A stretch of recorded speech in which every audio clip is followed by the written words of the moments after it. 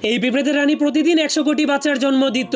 এই জন্য আজকে তার আবারও বাচ্চা জন্ম দেওয়ার সময় চলে আসার কারণে সে কোমর দোলাতে দোলাতে একটা রুমের মধ্যে ঢুকে যায়। এই জন্য পিঁপড়েগুলো সেই নতুন বাচ্চাদের জন্য দুধ আনতে গরুর কাছে চলে যায়। এমনকি কয়েকটা পিঁপড়ে বাচ্চাদেরকে খাওয়ানোর জন্য কুমড়া নিয়ে যেতে শুরু করে। আর অন্যদিকে এই পিঁপড়েগুলো বাচ্চাদের জন্য ভুট্টা গাছ কেটে ভুট্টা নিয়ে যেতে শুরু করে। এরপর ভুট্টার দানাগুলোকে এক এক করে ছুটাতে শুরু করে দেয়। তখন আরেকটা পিঁপড়ে ভুট্টাগুলোকে গাড়িতে করে নিয়ে নির্ধারিত স্থানে রেখে দেয়। এরপর সবগুলো পিঁপড়ে ভুট্টাগুলোকে পিঁপড়েদের রাজমহলে নিয়ে যায়। আর পিঁপড়েদের আরেকটা দল মোটরের দানা সংগ্রহ করছিল। তখন একটা বুদ্ধিমান পিঁপড়ে সেই মোটরগুলোকে চেইনের মতো খুলে দিচ্ছিল। আর নতুন বাচ্চাদের জন্য খাবার জমা করতে তারা সবাই অনেক পরিশ্রম করছিল।